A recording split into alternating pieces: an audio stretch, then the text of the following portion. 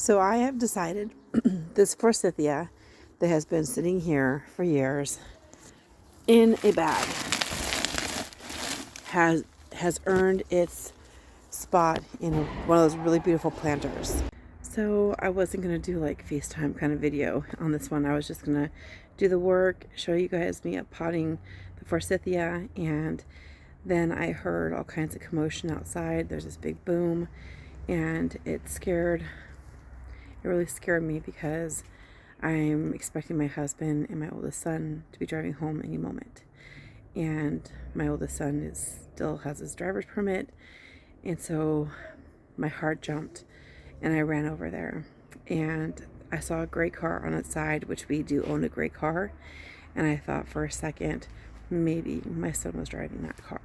So it took me a moment to just kind of like and realize it's not my family, it was somebody else. And I'm sorry, crazy hair, was not expecting this to happen.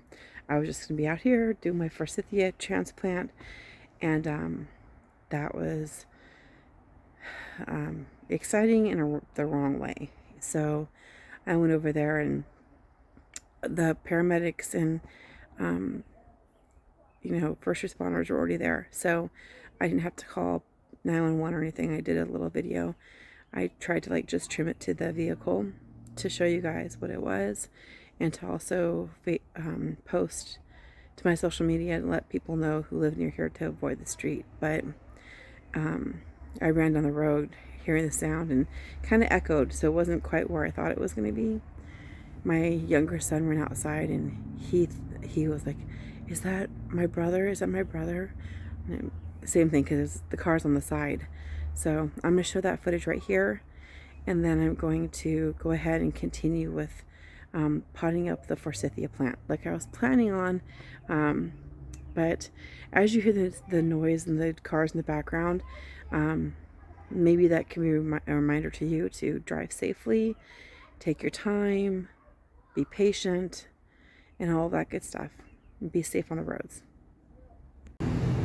I don't like whenever that happens. That's really scary. I hope everyone's okay. Yeah. Okay, let's try this again. We're going to take this forsythia and we're going to transplant it. I'm not sure if the bag is even going to hold up because it's been here for years. But I'm going to get this up. Yeah, it's falling apart.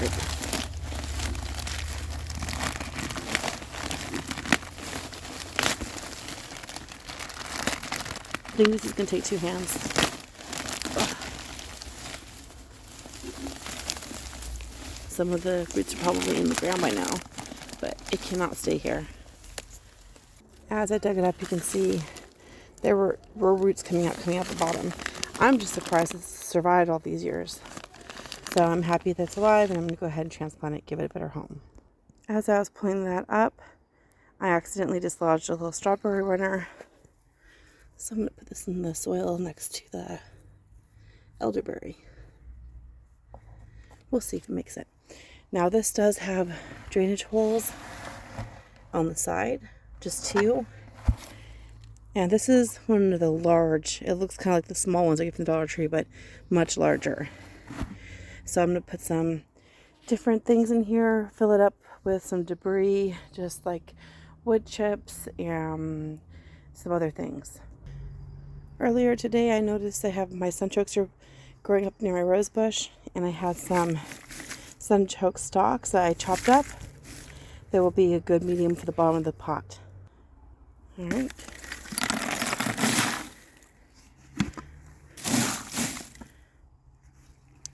That's a dry layer. And I spent some time taking some leaves from some of the cherry suckers.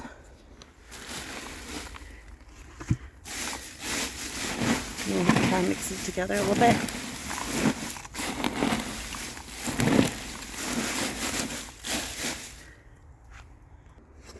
Adding a little bit of sawdust, not a ton.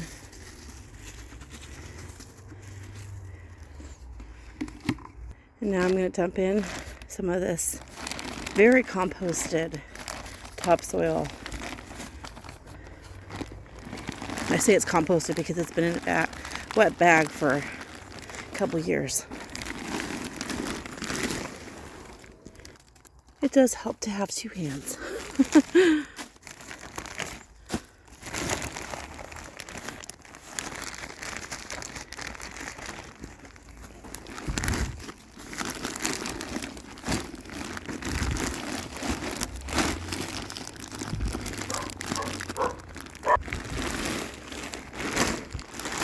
I'm not trying to do the whole bag all at once. And there's obviously worms. Lots of worms. And I'm kind of pushing up on the side so I have room for the roots.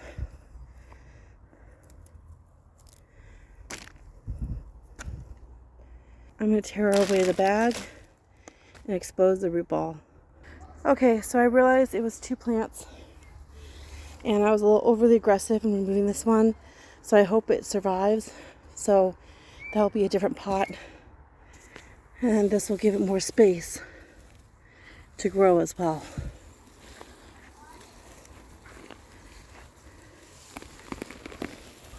Some of those roots weren't it, didn't belong to it, so I'm getting tired. Okay, now I'm going to feed the soil around it. Alright, that one's looking pretty good. I'll need to water it in. This is forsythia. I am securing this with a bamboo skewer that I used from another plant earlier.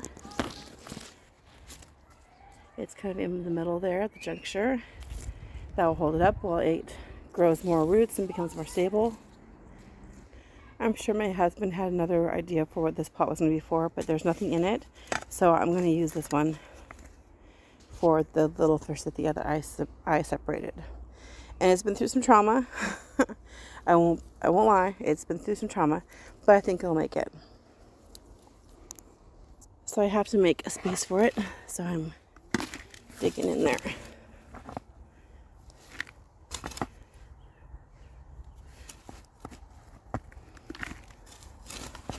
I don't have to go very deep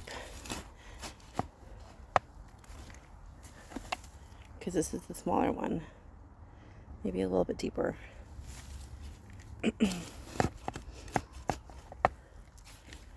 Okay. I think I'm going to need a bamboo for this one too, or something to hold it up. We'll see. Alright, this is the smaller one. Now I need to water them in. Go back!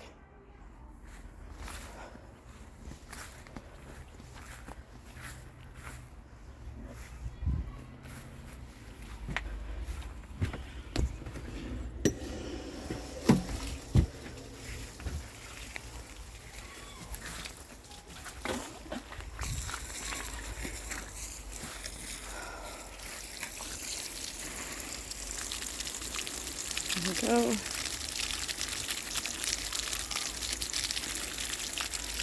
This plant is going to be so much happier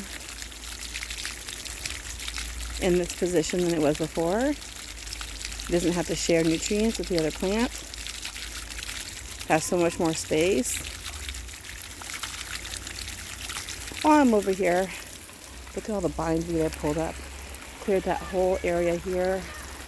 Cleared that whole area here. It was all tangled with bindweed. Still got more to do, but I made like 4 or 5 piles of all the bindweed all over. So I'm tired. I'm earning a rest.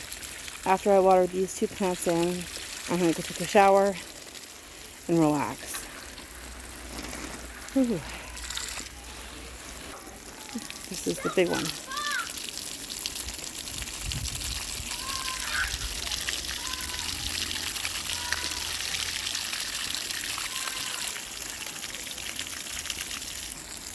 And we moved this elderberry out of the greenhouse because it's just too hot in there. When I was pulling up the dead stalks of the sunchokes, I accidentally pulled this one out. I'm too tired to transplant it now. I also got some other little bits that I'm going to try planting, but that will have to be another time. Alright, so that's going to have to be enough for a day. I'm a mud monster, officially a mud monster. All right, everybody, make sure you hit subscribe, and I'll see you in the next video.